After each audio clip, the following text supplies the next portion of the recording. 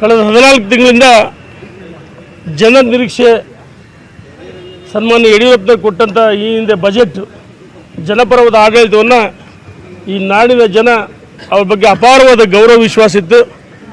ನಿನ್ನೆ ದಿವಸ ಮುಖ್ಯಮಂತ್ರಿಯಾಗಿ 1 ಗಂಟೆ ಒಳಗಾಗಿ ಸನ್ಮಾನ್ಯ ನರೇಂದ್ರ ಮೋದಿಯವರು ನೇರವಾಗಿ ರೈತನ ಖಾತೆಗೆ ಯಾವ ರೀತಿ 6,000 ರೂಪಾಯಿ ಹಣವನ್ನು ಹಾಕ್ತಿದ್ರು, ನಿನ್ನೆ ದಿವಸ ತಕ್ಷಣ ಅದ್ರ ಜೊತೆಗೆ 4,000 ಸೇರಿಸಿ 10,000 ರೂಪಾಯಿ ಹಾಕ್ತಕ್ಕಂಥ ಕಾರ್ಯಕ್ರಮವನ್ನು ನರೇಂದ್ರ ಮೋದಿಯವರು 6,000, ಸನ್ಮಾನ್ಯ ಯಡಿಯೂರಪ್ಪನವರು 4,000, 10,000 ಜೊತೆಗೆ ನೇಕಾರರ ಸಾಲ ಮನ್ನಾ 100 ಕೋಟಿ ರೂಪಾಯಿ ಈ ರೀತಿ ಉತ್ತಮವಾದ ಆಡಳಿತವನ್ನು ಕೊಡ್ತಾರೆ.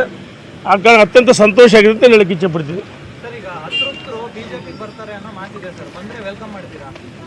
ಅದನ್ನು ಕೇಂದ್ರದ ನಮ್ಮ ವರಿಷ್ಠರು, ನಮ್ಮ ಮಾನ್ಯ ಮುಖ್ಯಮಂತ್ರಿಗಳು ನಿರ್ಧಾರ ಮಾಡ್ತಾರೆ.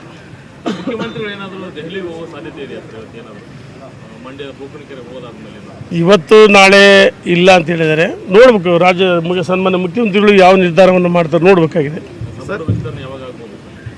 ಮಾಹಿತಿ ಇಲ್ಲ ಸರ್. ಇನ್ನೊಂದು ಅದು ಕೇಂದ್ರದ ವರಿಷ್ಠರು, ರಾಷ್ಟ್ರೀಯ ಅಧ್ಯಕ್ಷರು ಮತ್ತು ಸನ್ಮಾನ್ಯ ಮುಖ್ಯಮಂತ್ರಿಗಳು ಚರ್ಚಿಸಿ ನಿರ್ಧಾರ ಮಾಡ್ತಾರೆ.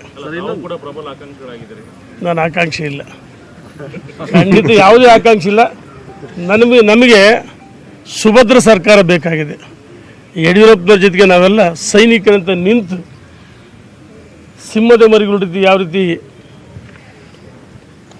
ಒಟ್ಟಾಗಿರ್ತಾರೆ ಅದೇ ರೀತಿ ಮಾನ್ಯ ಮುಖ್ಯಮಂತ್ರಿ ಜೊತೆಗೆ ಅಭಿವೃದ್ಧಿಗೆ ಸುಭದ್ರ ಸರ್ಕಾರಕ್ಕೆ ನಾವು ಸಾಥ್ ಕೊಡ್ತೀವಿ.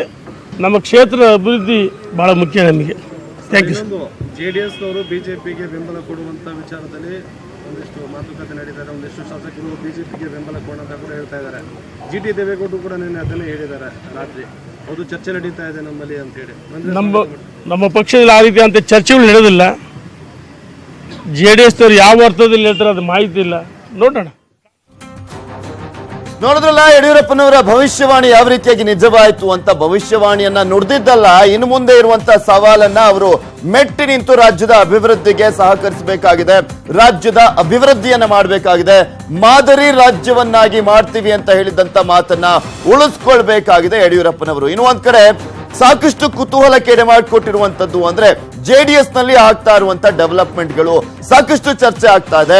ಒಬ್ಬೊಬ್ಬ ಶಾಸಕರು ಒಂದೊಂದು ರೀತಿಯಾದಂತಹ ಅಭಿಪ್ರಾಯವನ್ನ ವ್ಯಕ್ತಪಡಿಸ್ತಾ ಇದ್ದಾರೆ. ಏನ್ ಅಭಿಪ್ರಾಯ, ಏನೆಲ್ಲ ಬೆಳವಣಿಗೆಗಳು ಆಗ್ತಾ ಇದೆ ಜೆಡಿಎಸ್ ನಲ್ಲಿ?